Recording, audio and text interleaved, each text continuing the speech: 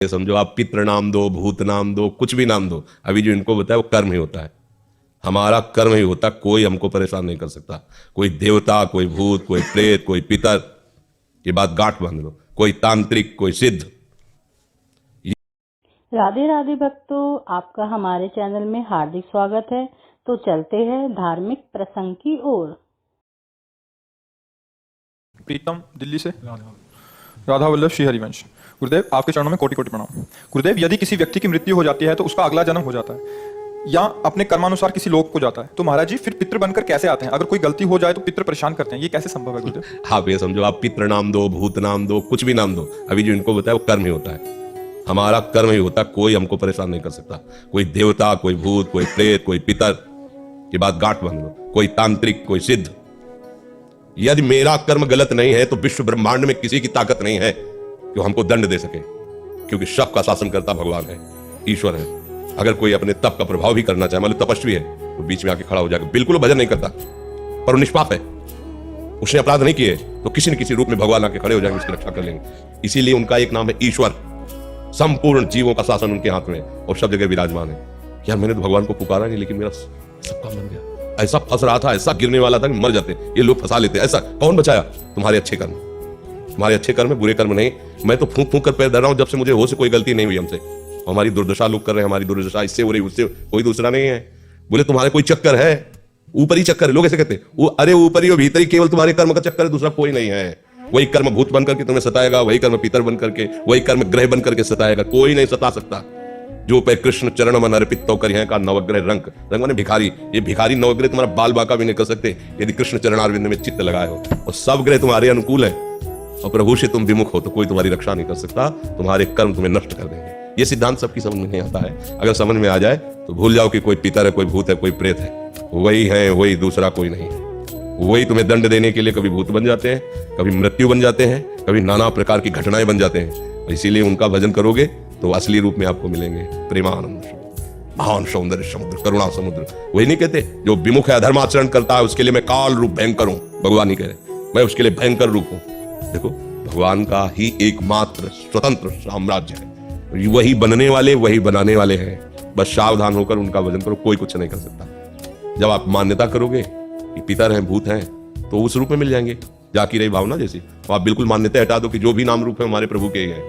हाँ, जो हमसे गलती हुई वो हम गलत हैं, हमसे पाप हुआ, हमसे अपराध हुआ, और स्वामी हे नाथ आप कृपा करके क्षमा करो, कोई कुछ सता नहीं। देखो, किसी का अटैक जो होता है ना, हमारे तन पर होता है, हमारे मन पर होता है। देखो ना, मतलब कोई एक्सीडेंट हुआ तो तन पर हुआ, कोई ऊपरी चक्कर जिसे कहा जाता है वो मन पर होता है, भूतावेश, कोई भी आवेश मन पर। तो ये तन मन, जब तक तुम अहंकार में हो तभी तक पीड़ा दे सकते हैं। अगर भगवान को समर्पित कर दिए, अब किसी की ताकत है? भगवान के समर्पित तन और मन को कोई घसीट कर ले जाए, ऐसा हो सकता? इतना वीर कोई पैदा हुआ है क्या?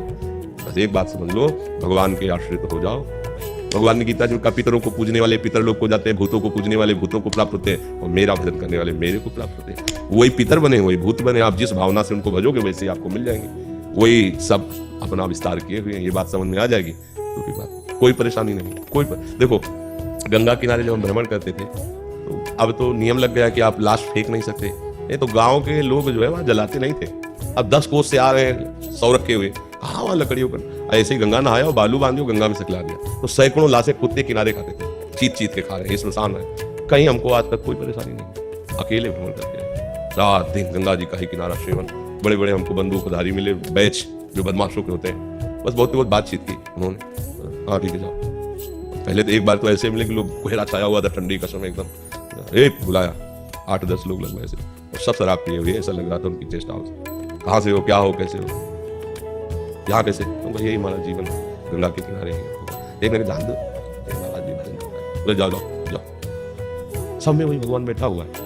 अगर मान लो प्रारब्ध होता पीटने का तो 10-5 लाख जूता करते, फिर हटा देते। प्रारब्ध शरीर का तो भोगना पड़ेगा, चाहे आप जितनी सुरक्षा में हो। जब प्रारब्ध, देखो, प्रारब्ध बिगड़ जाए तो सुरक्षा वाला ही है, अंग रक्षक ही अंग भक्षक बन जाएगा। और प्रारब्ध अगर आपका सही, मतलब कर्म आपका सही है, तो मारने की नियत से, वो एक हमारे मौनी संत थे, वो गंगा किनारे काफी समय तक साथ ही रहे सेनपुर में। तो वो एक दिन घटना बता रहे थे कि हम किनारे किनारे भ्रमण कर रहे थे और वो मौन बोलते नहीं थे। तो बोले एक अन्य धर्मावलंबियों का नगर था जो विरोधी हिंदू धर्म के हैं।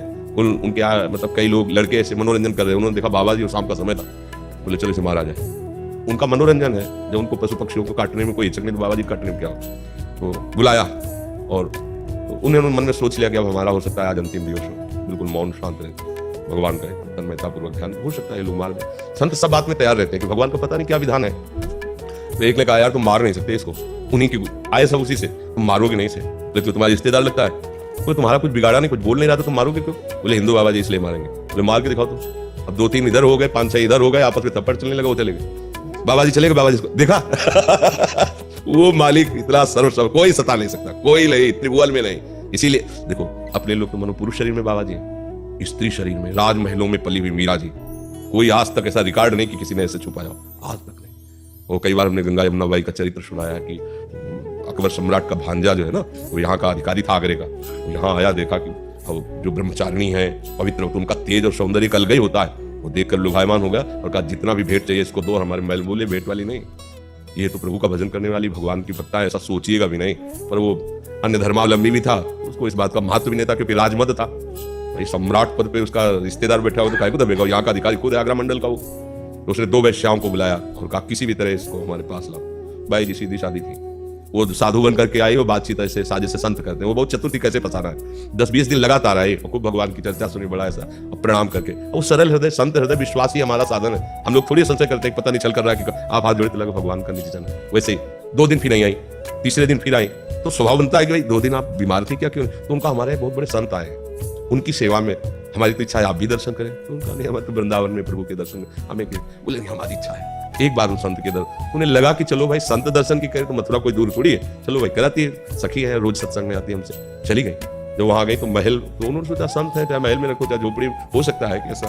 तो अंदर जेवी दरवाजे की दोनों दरवाजा बंद कर देखा, हो हसन बेग अजीज बेग क्या उसका नाम था, वो सामने उन्होंने देखा इसकी तो काम दृष्टि है और ये तो मुझे फंसाया गया है, उनका दूर रहना, एक कदम भी आगे मत बढ़ना, इसी में तुम्हारा मंगल है, हम तुम्हारा मंगल चाहते हैं। वो कहो ये भाषा है क्या समझने वाला, जो हुआ मदान मदना तुर हुआ। कामी पुरुष कभी ये नहीं देखता कि धर्म क्या है अधर्म क्या है, परिणाम क्या होगा, कामी पुरुष नहीं देखता, क्योंकि कामना में अंधा हो जाता है, बेटी है कि बहन है कि क्या है ये सब भूल जाता है। हुआ मदान दो मदना तुर हुआ, अंधों में अंधा कौन, बोले जिसको कामना। वो तो वैसे ही आगे बढ़ा, बस वो श्री हरिवंश श्री हरिवंश श्री हरिवंश, आंख मूंद करके प्रभु का भयंकर सिंह प्रकट हो गया उसी बीच में, वो लिखा हुआ है रसी कलने वाले, पैजामा गीला हो गया, मूर्छित होकर गिर पड़ा, और बाई जी का शरीर वृंदावन में, भगवान कर तुम अगर तुम बिना विमान के एक क्षण में वृंदावन में।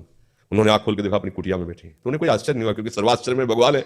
अरे यहाँ से साड़ी नहीं खत्म हो पाई, 10,000 के हाथियों का बल रखने वाला मूर्छित होकर गिर गया, यहाँ से द्रौपदी जी के भगवान वस्त्र बन के विराज, भगवान भगवान है, बाद में चरणों में गिरा के बड़े एक भरोसा बस। तो कोई फिर, और ऐसे तो कितना कितना दुख है, आप देखो ना पूरा जीवन शांत, ये सब भूत ही तो लगे। सबसे बड़े भूत ये पंचभूत, 5 भूत इनको नहीं कहते, ये पंचभूत है, यही हमें तो सब काम, कोई है मंत्र तंत्र इन पंचभूतों से हटा दे।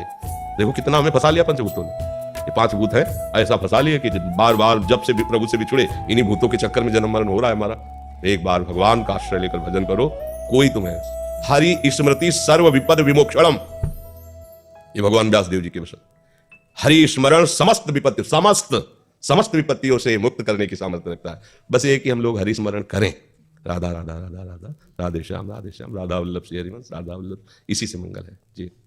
तो भक्तों शांति मिली ना मन को। ऐसी ही और वीडियो के लिए हमारे चैनल को सब्सक्राइब करें। वीडियो अच्छी लगी तो लाइक करें, अपने परिवार व मित्रों के साथ शेयर जरूर करें और कमेंट में राधे राधे जरूर लिखिए।